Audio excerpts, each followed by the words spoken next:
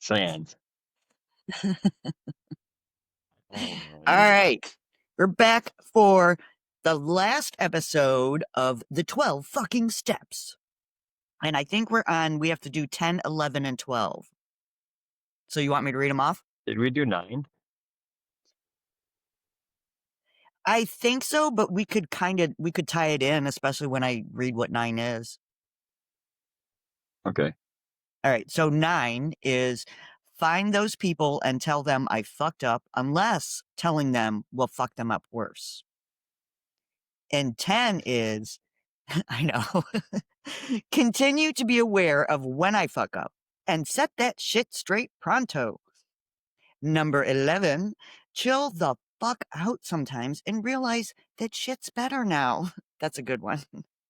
And 12, find other people that are as fucked up as I used to be and help them. Okay.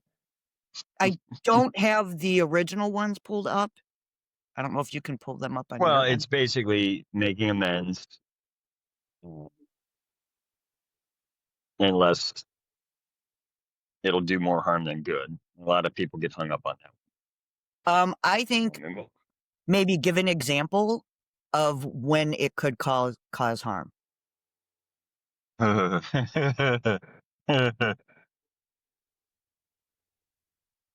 Yeah, 9, the amends. And a lot of guys struggle with this. I have myself. Most of us usually our list of amends start off with just financial amends. Um, and that's good. But the biggest misconception is that making amends is apologizing. No, it's not. Hmm. Apologizing is part of making amends, but it's not actually making amends. To make an amend is to right a wrong. Okay. So the way I was taught by my sponsors was essentially that obviously you own your half of whatever the situation was, your part that you played. But you don't just apologize for the mistakes you made or whatnot. You try to exhibit how your behavior has changed, for one, and two, you ask that person, how can I make this right? If it's a financial amends, don't even approach them until you've got the money in hand. Yeah. If it's a substantial amount, fine, go with a payment plan, whatever it is. Where it might do more harm than good. There's a lot of examples of that.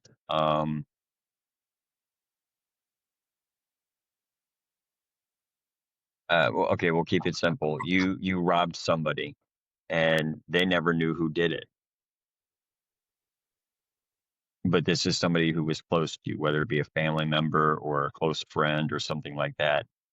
And they're supporting you in their journey, and you've established trust and a decent relationship again, and you want to make amends to them and go and admit a fault or a crime committed against them. Oh, hey, by the way, it was me who robbed $10,000 out of your fucking safe or whatever the fuck it was. You know what I mean? Could be $20 out of your purse. It doesn't matter.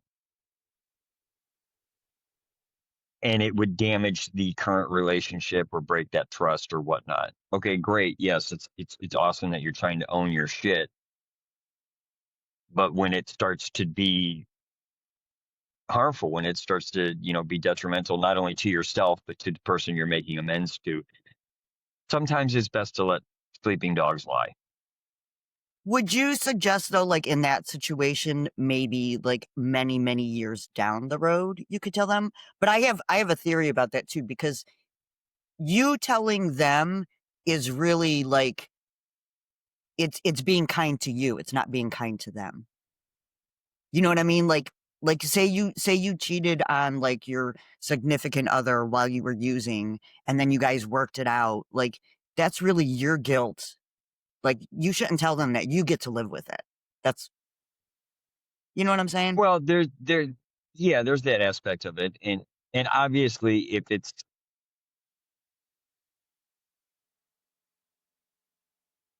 if the guilt of not making that amends is bothering you to the point where it could be a potentially sobriety threatening issue, you obviously still have a resentment and you should go back and repeat step 4, Yeah. Yeah. quite honestly. It's things like that. It's,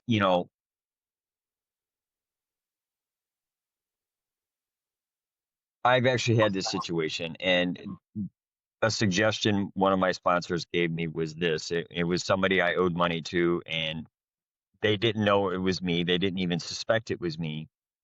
So the suggestion was, okay, if you really feel in your heart that you need to make up for this, why don't you do something like buy them a gift? Yeah. You know, um, next time they ask you to borrow, they get in a situation and they need to borrow $20 for gas, whatever the fuck it is, it doesn't matter. They come to you for some kind of financial aid, because in this particular instance, it was a financial amends. Don't have them pay it back. Yeah. I like that one. You know, things like that. There are ways you can make it right without them even knowing it, and it's kind of the same thought process of doing random acts of kindness and not telling somebody. You're not doing it. You shouldn't be doing it because of the praise or the thanks. And it's the same thing with making amends. Yes, part of it is for you. It's to go and right your wrong, and to, yes, it will help alleviate some of the guilt and shame for all the dumb shit we do. But at the same time, that's not really the purpose. The purpose is to show that you've changed your behavior. Yeah. You know, um, That's a really there's a good good way to saying, and I've put it. used. It's a really good way to put it Well, because there's a go ahead. I know we're echoing. Like, there's something I've said quite a few times, not only in my own personal videos, but to the guys at the house. And this is something I picked up from a guy who used to run groups at the one rehab I was at, and that is, you can't think your way into good action, but you can act your way into good thinking. I like Okay. it. And it's got to do with the way that the brain works and the way psychology works and all this other crap. But the bottom line is this: by you making amends and you righting your wrongs and taking ownership of the mistakes and the bad things we've done and the shitty behavior we've done, by performing that action of making it right, you will start to change the way you think, and therefore, hopefully, will not repeat those same behavior patterns in the future. Um, but yeah, it's not just about alleviating your guilt. It's just as much for the person you're making amends to as it is for yourself. Now, there's different types of amends. It doesn't have to just be personal things. It could be like, oh, I don't know, actually showing up to all your probation hearings or meetings, um, paying your restitution and fines, Yeah. uh, driving with a valid license and insurance. Like, because amends aren't just to people, they're to people, places, and institutions, just like your, step 4 is, just like your regrets. I like And that you yes, put that can actually it's mean making amends to God too. yeah. I like that you And you we're, put that it's to people, places, and institutions. It's really about getting you to show up every day as the best version of you that you can possibly be. yeah, that and getting over the fear of admitting you're wrong, because, most addicts, most people, we're taught that, bad behavior equals bad person equals unworthy of love. And that's not the case. No, you just didn't know any better, or you did and did it anyway.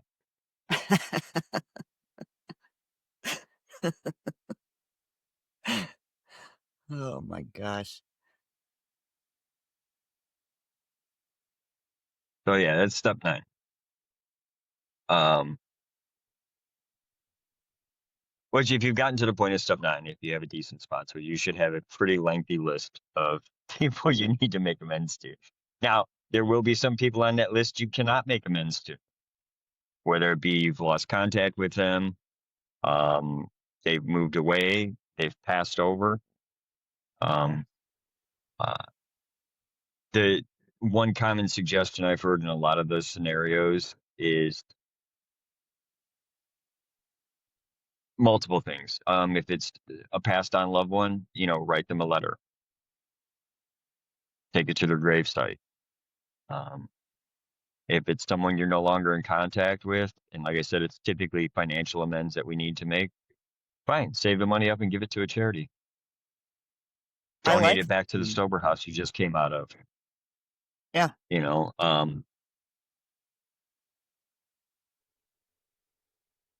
a lot of times there will be a lot of different reasons. Life is what happens when you make other plans as to why you cannot make a direct amends to a particular person. You know, and obviously if it's an institution and stuff like that, paying your fines is kind of crap. Same thing.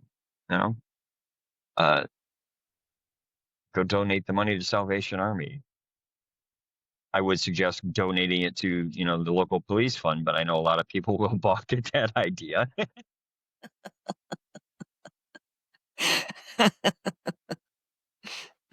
Oh my god. I would even struggle with that one. I ain't even gonna lie. It's gotta feel good to Oh, you, like right. Exactly. So progress, not perfection. That's right.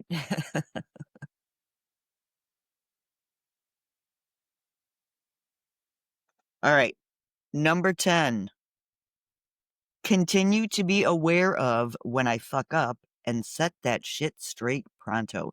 These 12 fucking steps, like, obviously they simplified and it's for, comic relief, blah, blah, blah. But I think there really is an art to being able to catch your behaviors, your thoughts, be aware of them, and then take action to change it. It's a process. It's a learning curve. It's a new Big skill time. you're learning. I got a great example for that one. 2 days ago, the house I'm in is totally full. We're over full, as a matter of fact. This week they sent us a new guy and we have no open beds. So he unfortunately was sleeping on the couch for a couple of days. Part of the reason he had no open beds was somebody at the beginning of the week said they were going to leave, and then the day they were supposed to leave, they changed their mind. Logistics, basically. So the room I'm in, there's already 8 guys in it, and part of the solution they came up with was one of the guys who's been there for a while. He was actually at a different campus and transferred here. Gave up his bed for the new guy, and they put him on an air mattress in the room I'm in, which is already very crowded. Yeah. I was a bit irritated about this. And, when the director was saying, oh, you got a new roommate, blah, blah, blah. And I was like, here's an idea. And I got kind of snippy with him. I was like, here's an idea. Why don't you call Jeremy on the intake line and tell him to stop sending people when we have a full house? I said, or better yet, the people you've been threatening to kick out because they're fucking up and have been for months now, kick them out. And he just kind of looked at me. I had a headache that day and whatnot. And so about 10 minutes go by and I was like, that wasn't right. And I went out and I apologized to him. I said, hey, man, I said, I'm sorry. I said, it's just been kind of a rough day. I said, we're already overcrowded in this room. I said, I don't understand how the left hand doesn't know what the right hand is doing. I said, and it gets very frustrating to me, And at the same time, it's a pot calling the kettle black. I've been there almost 2 years. I should have been gone a long time ago. Yeah. Unfortunately, life is what happens when you make other plans. So,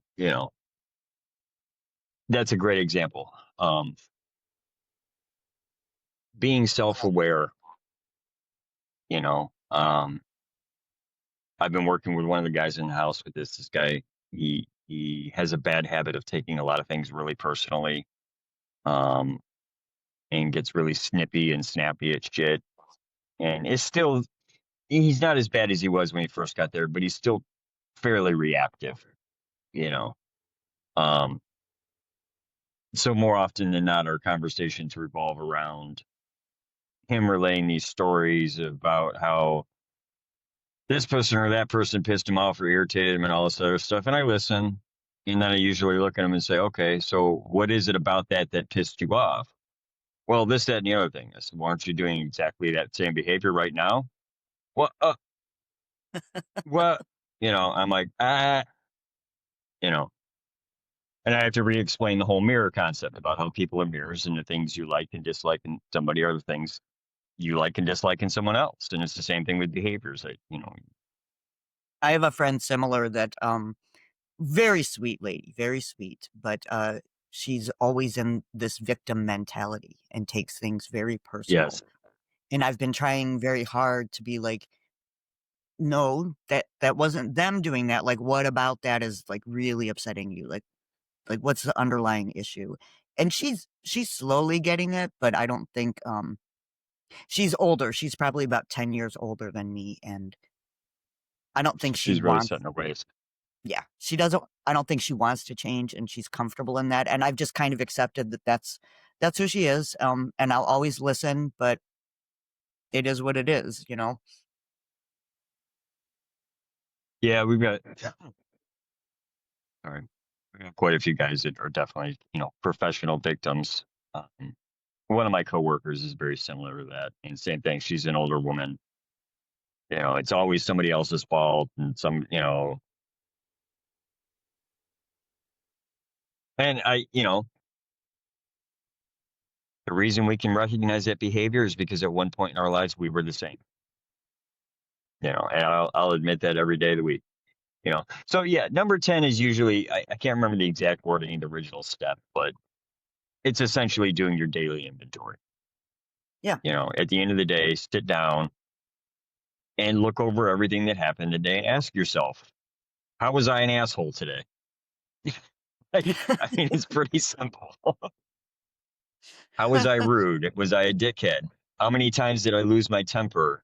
Because the guy sat at the fucking green light for an extra 5 seconds, or you know, I didn't put my grocery cart away. I mean, and it's the stupidest little shit like that. You know, um, I just saw a whole but journal that's in pretty my much head flash in my head. I'm like, ooh, I could create the "How was I an asshole today" journal, and it could have little check boxes. yeah, Dickhead on a scale of 1 to 10. right. How many f bombs did I drop? Yeah. Speaking of which, I was another friend of mine. We were talking the other day, and we got on the topic of making the bed.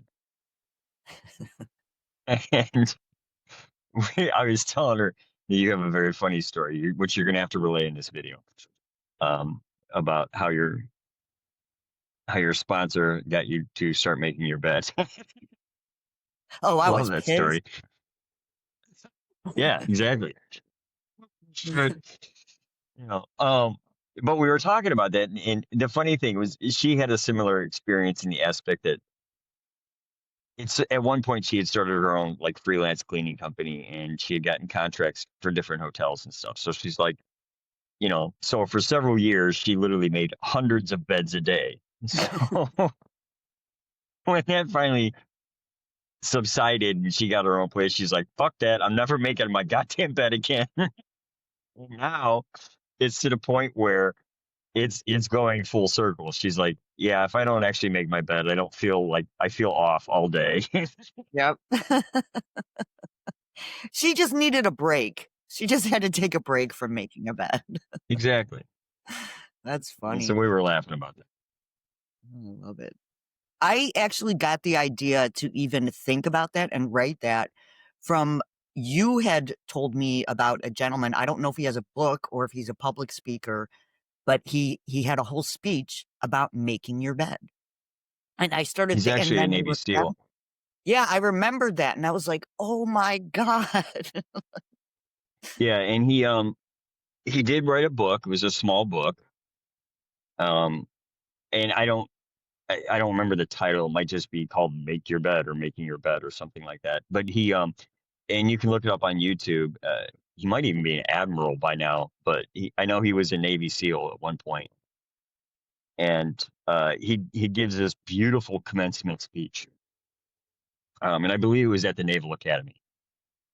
where he goes into that and why it's so important and the benefits of it, and how even if you have the absolute worst day in the world, you can come home to a freshly made bed and you still accomplished at least one task.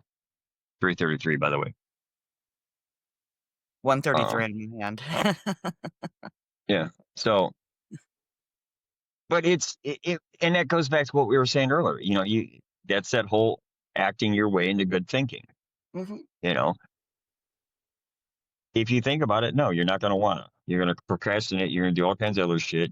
All this fucking garbage programming is going to come out, and it won't happen. But if you just start doing it, your brain will follow suit and pick up the habit. What I really like about the making the bed analogy is because nobody else is watching you. You're not doing it for anyone else. You gotta do it for yourself, and when you start to realize the simple benefit of it, you look forward to it. You're like, "Ah, I get to make my bed." Right. Well, and it follows the same kind of train of thought is having gratitude lists or gratefuls. You know, is silly as that stupid task seems, you are reprogramming your brain to look at the world differently, to have a different perception. And you will start to be grateful for that action and grateful that you can even do that action. Think about how many people can't make their own bed. Think about Yeah. how many people don't have a bed to make. You know. Um, One of the things I said so yeah, to my friend that I was talking about earlier who has the victim mentality, I told her, I was like, "Listen, for one day, just go out and I just want you to just focus on anything you could love. It could be small things, big things. Like you're walking down the street. Oh my gosh, I love that color blue.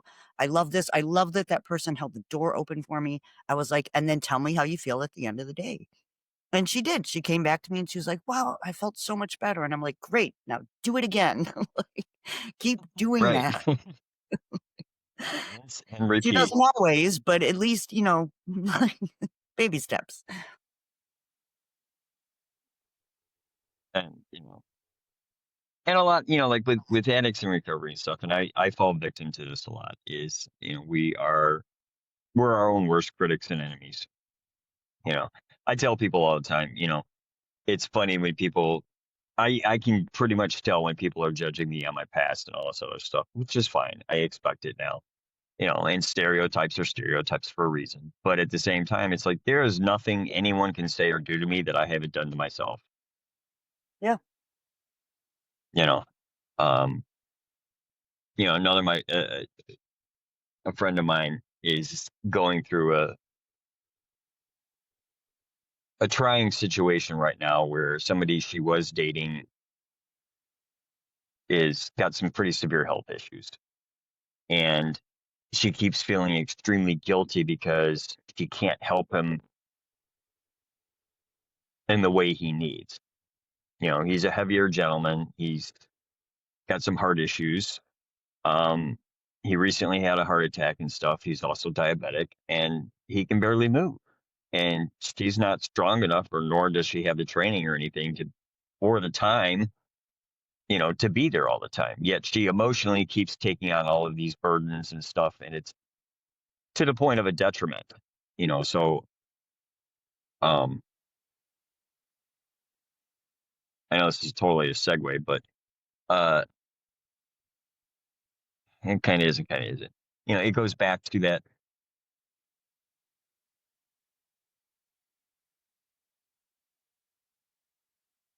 Goes back to your perception, okay? And in that particular case, it's a weird combination of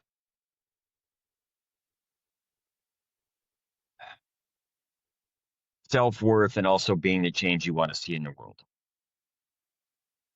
She treats people how she wants to be treated.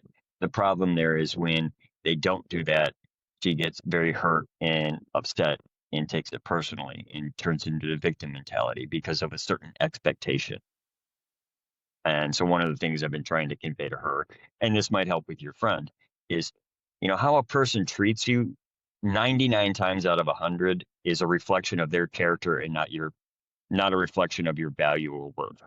Yeah. A Yeah. person can only Go ahead. they can only treat you and match the energy that they feel towards themselves. That's the only level they can go to. I mean, yes, they can elevate and come up to your level if they're willing to do the work and even recognize that. Most people don't. One of the things I said to her is I was like, if I came up to you and I said, "You're blue," you know you're not blue, so you'd be like, "No, I'm not. Whatever. I'm not the color blue." Like, but if I come up to you and if I say something that triggers you, those are the things you should pay attention to. Like, why is that triggering you? And everybody does it, Right. but that's why it doesn't bother me if someone says I'm a bitch. Like, well, I know I can be, but I'm not all the time, so it doesn't bother me. Like, call me a bitch all you want. Like, Right. Thanks for noticing. yeah, exactly. Glad you Now, saw if I something was more than this flesh. yeah. Now, if I was being a bitch to that person and they meant something to me and then they said that, it's my job to be like, I'm really sorry. I was being a bitch. You know what I mean? Not deny it. Confirmation. Yeah, it's my phone. Sorry. I normally silence it. I probably should here. What's the universe trying to tell you right now? That I'm a bitch. I'm kidding. That was pretty good timing. If the fucking shoe fits, lace that motherfucker up. That's all I'm gonna say. I'm not That's the judging. one I'm just thing I saying. love about getting older, especially as a woman, is because, like, we have the, like, just don't give a fucks about so many things. Like Oh yeah, I'm past. I've been past the age of shame a long time ago. I'm the same way. I just don't give a fuck. You know, you I don't care like me? about Cool. yeah. I care about the things that are important, but I don't have time for, like, the drama, the trivial things anymore, and that feels good. Well, that's okay, and that's a great thing right there. Um, the difference is your priorities have shifted, and I'm in a similar boat. And it's not that you, and yeah, I guess it is that you don't care about the drama anymore. But it's really not the drama you ever really cared about. It was the validation. Yeah. So I no longer need that validation because I validate myself. Hold on, I'm gonna turn this off real quick. What? My heater kicked on and it's real loud, so I wanted to turn it down. Yeah, you left your vibrator on or something. No. Sorry, I should edit that out. No, that's charged and ready to go. It's okay, I can edit it. It's like my friend. She says she's gonna buy a second one just to make sure there's always one on hand. Oh, Oh, that's great. I'm sorry, YouTube community. There's a whole line of inside jokes that you don't know about right now. That fuck it. Ay, So Dios mío. I suggested a particular item for a friend of mine, um, to use in a particular scenario with a gentleman. Um, we'll call it. It is a strapless. What did she call it? The purple wand of peace. Because she says if everyone had one, there would be world peace. Needless to say, this particular item turned out to be way more effective than what she was anticipating. Very pleasantly so, apparently. To the tune of she wants to make sure she's always got one on hand and ready to go. So Purple wand of I'll peace. leave it at that. If you have an imagination, you can piece in the rest. You explained that really Told her well. I'm going to get her. Didn't I? I think so. So yeah. Which brings us, I know ironically, most. I know most of the people who watch my stuff definitely have a dirty mind. So yeah. And that ironically brings us nicely into step 11. Chill the It fuck does. out. Oh, okay. It does. Chill the fuck out sometimes and realize that shit's better now. You know what? In a fucked up kind of way, it does. It does. Just Um, relax. you know what that step reminds me of? Another friend of mine who I haven't actually spoken to in a while. I need to reach out to her. Um, see how she's doing. Years ago, when I was at another rehab, I recontacted with this particular individual. And, one day I was feeling really down. It was I was probably at 6 or 9 months or something, and just having one of those stagnant kind of low periods. And she sent me a link to a song, Indigo Girls, Closer to Fine. Which, if you're not familiar with that song, please go look it up and listen to it. Read the lyrics. It it it's a really good song. um, One of the first lines in that song is, she says, one of the things that you taught me was that not to take life so seriously. It's only life after all. Um, Great line. It really is. Um, Oftentimes we get so focused on certain details and whatnot that we can't see the forest through the trees. And what that basically means is you're not going to be perfect at this process. It is a process. And guess what? It never ends. It is life, period. Life. It is lifelong. You're going to have good days. You're going to have bad days. Stop beating yourself up. You've been beating yourself up for however long you've been an alcoholic or an addict or a gambling addict or in severe codependency, whatever your particular crutch and cross to bear is. Um, so yeah, relax. It's okay. It's okay to be okay. It's also okay to not be okay. Yeah. I recently You know, came across a quote that I absolutely fell in love with. And I can't quote it verbatim, but the basic gist of it was like the average human gets 80 summers in your entire lifetime. That's it. So what are you doing? What are you going to do this summer? And when you put it in oh, that perspective, you realize how short short. this really is. So you better start focusing on the things that matter, the things that do bring you peace and joy and happiness. Because 80 summers is not that much.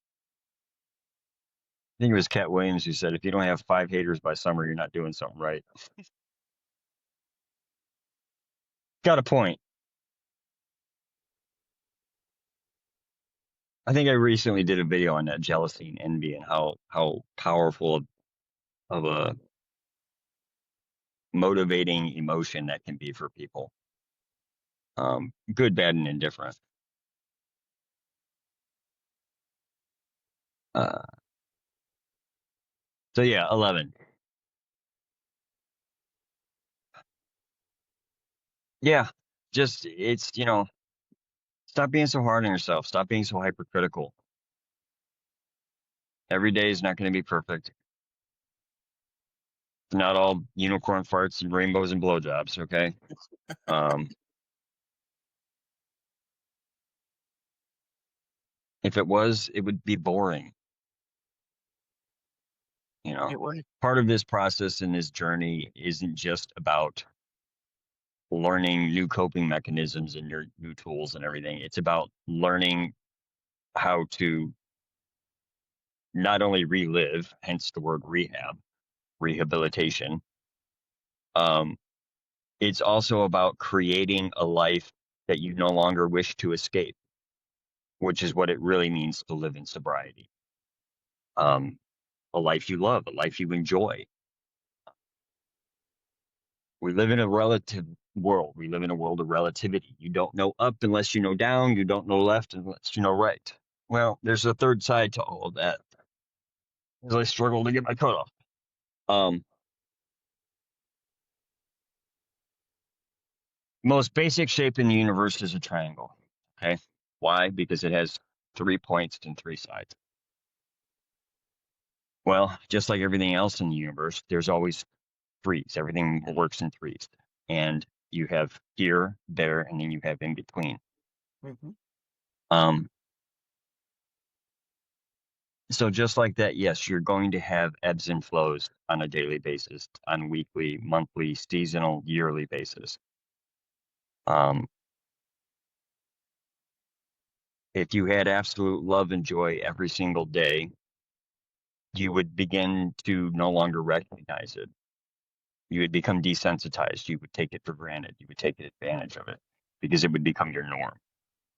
So be grateful for the hard times. Be grateful for the trials, the tribulations, the heartbreaks, the all of that stuff. Yeah, it sucks.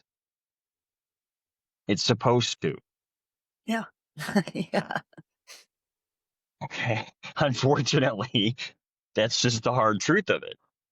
You know, if heartbreak didn't break your heart, you wouldn't know what it was to truly be in love because you would have nothing to compare and contrast to. You would have nothing, you would have no point of reference. And that's what it means to live in a world of relativity. Everything is relative to another thing. There's always a point of reference, or in Einstein's terms, a point of a framework or a point of frame. Um, and it's depending upon where you're at in that particular equation, whether you're in that point of frame or reference, or an outside observer will determine what you perceive and what you see. The point to all of that metaphorical jargon is, yeah, take it easy. Uh, like I said, it's okay to be okay. It's okay to not be okay. You know, you will have periods of stagnation. You will have lulls. They usually happen about every 3 months or so. You can think of it like a sine wave. Okay. What happens over time is the ebbs and flows, or the peaks and valleys or troughs of that sine wave get smaller, and how often they occur gets stretched out. So instead of every 3 months you're having a hard dip, well, after about a year and a half, guess what? It's about every 6 months you have a little dip. At some point, it will reach a natural equilibrium. It never stops. That's just life. So yeah. Step 12. That was a really good analogy, by the way. I just wanted to say that with the waves. That's a Been really working on it for about 20 years. I hope so. Yeah. All right, number 12. Find other people that are as fucked up as I used to be and help them. I would like to say that I think this happens naturally. You know what I mean? Like because you start feeling good, so you're automatically like, "Oh, I wanna help other people feel good." You might not always know how to do that at first, but I do think it's like a natural next step.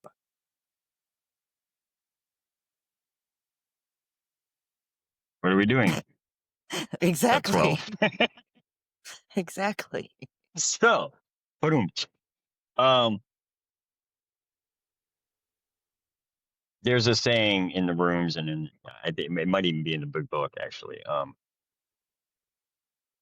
To give it away is to keep it.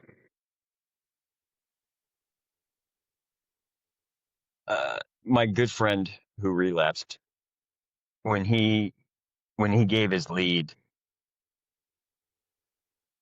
obviously he was very nervous, all that other stuff, the usual shit. Um, I remember afterwards we were talking about it, and he said to me, he goes, I think I finally understand what that means, to give it away is to keep it. And I said, oh.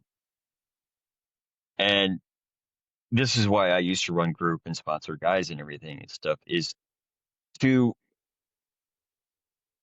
truly master something or to truly understand it, you have to be able to teach it.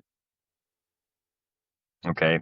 And the reason is because it forces you to take whatever you know conceptually and experientially and put it in a format and in a way for somebody else to absorb and digest it. So you have to look at it from a different perspective. You have to look at it from many different perspectives, actually. Um, Typically, the perspective of whatever person you're talking to.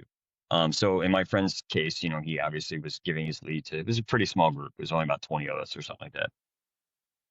Um, and it's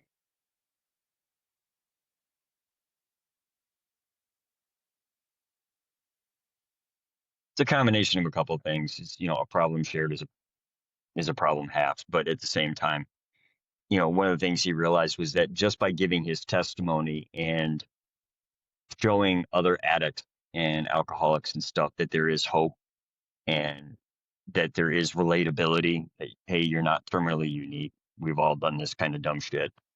Yeah. That in itself helped the people in the crowd. And with all of the comments and feedback he got at the end of his lead, he didn't realize that. And that's what it means to give it away is to keep it. It's, that's the essence of step 12. Um, what's the cliche they say all the time? Meeting makers make it. Hmm. Um, and what that means is anybody who's gone through, having a sponsor and all that other stuff can tell you most sponsors will make you show up at meetings early and set up. And they'll also make you leave late after you helped clean up and shake every person's hand and all of these things that none of us ever want to fucking do. Um, but pretty quickly we become grateful for it. And that's what it is. You never know, and I think I touched on this in my one video I did about speaking your truth. You never know when something you say is going to impact somebody. Yeah. Um, good, bad, or indifferent. And I've had people I can't tell you how many people now have told me that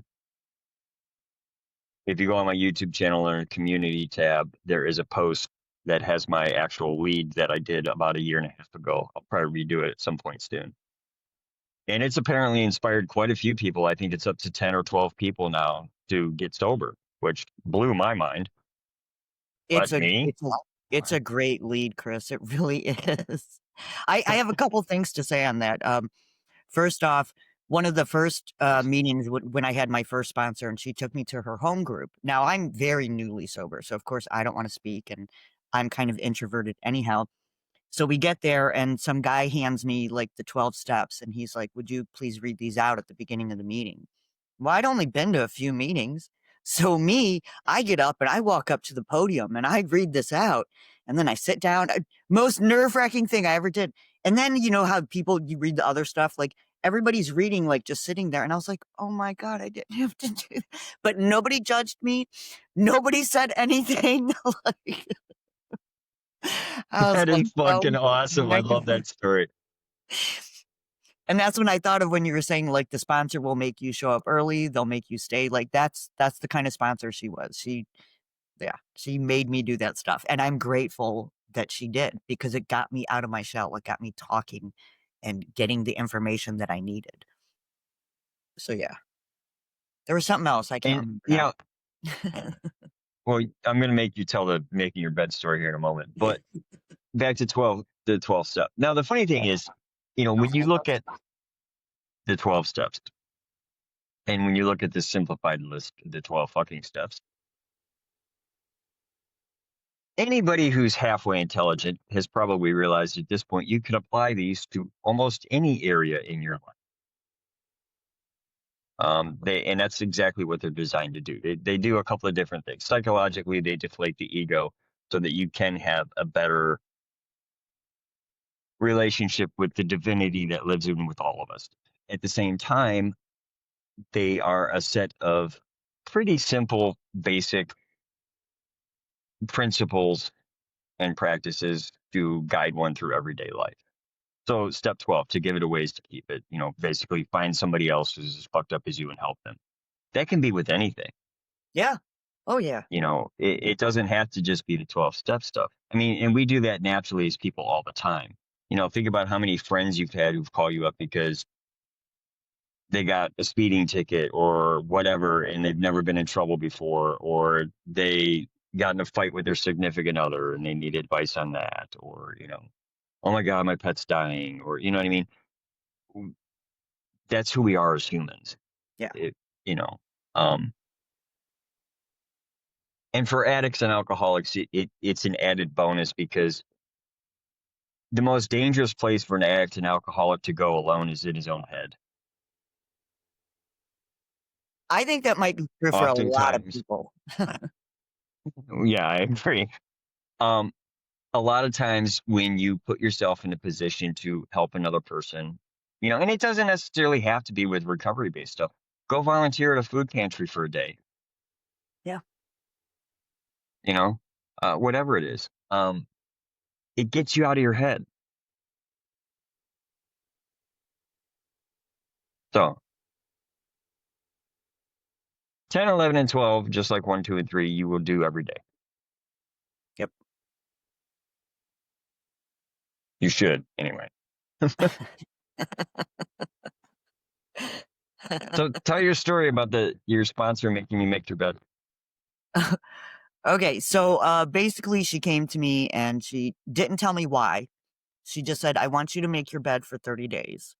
And of course, I was really pissed off by this because our mother would always make us make our bed and it always annoyed me. So as an adult, I felt I had the right to do whatever the fuck I wanted. Clearly, I'd made a lot of good decisions at this point. So of course, I'm like, whatever, I'll do this. No. She doesn't tell me why. And the first few days, like, I'm pissed off about it. I decide Oh, I'm going to do this first thing in the morning. And then I guess you're realize, not supposed to like, tell that I'm just story. being an asshole about it. My But shit what just happened disconnected. is over the course of those 30 days, I started to actually feel good about it, look forward to it. And when I would go into my bedroom at night, like, it felt calm. And that's when I realized that I needed that calmness. And I just lost you on camera. We're going to figure this out.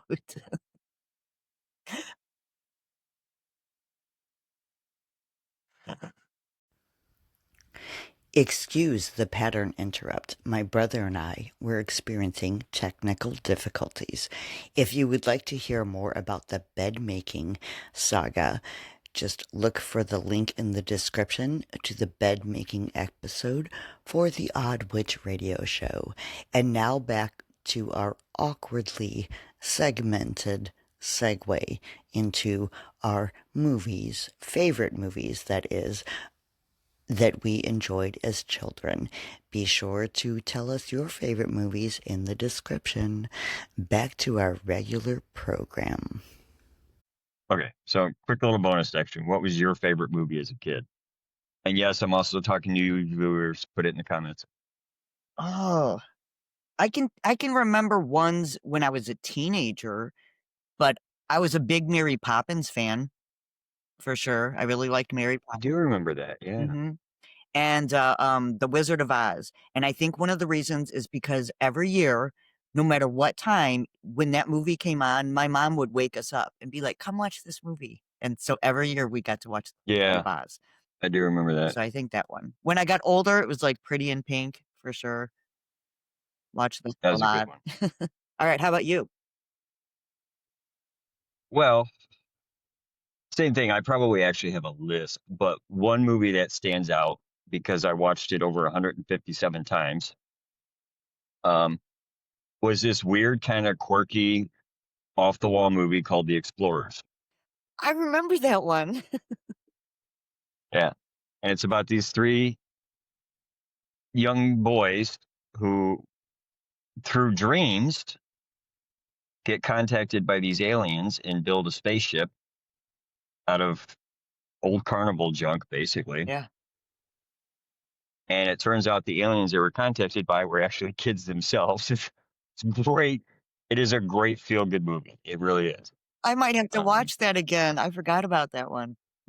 well, and the funny thing was it popped up on my YouTube feed under because YouTube's got like a movie and TV kind of channel or whatever, and a lot of times they'll have a lot of. Actually, recently they've had a lot of really good movies on there that are like free with ads. And that happens to be one of them. So I'm probably going to rewatch it myself. Actually, yeah. But other than that, there are a lot of Disney movies and stuff. Labyrinth is one that comes to mind. That Um, is a good one. man, there's so Oh, many. I know one, The Dark Crystal. Oh yes, I loved that one. I actually have. I wonder if I still have it. I had an actual like collector's edition of the Dark Crystal on DVD with like a book that went with it and everything. It was all still sealed in the package. I don't know if I have it not. I might have lost it in a move. And I had a Dark Crystal puzzle as well. But yeah, Gangsters? Great movie. That is a good one. Um, The Aristocrats, Cats, excuse me. Another weird, obscure Disney movie. The Secret of Nim. Oh yeah, I loved that one. I did love that one. There's so So many. many. I know. So yeah. Other topics we could talk about. Be sure to like I don't know. when you upload this, ask them if they want us to talk about something too. Well, obviously. You know, Hey, you guys. the Goonies. That's What would a you great like us to one. discuss? Is it? Yeah, exactly. What would you guys like us to discuss? How about that? Yeah. There, that works. But I'll put it in the description too. So, yeah. Cool beans.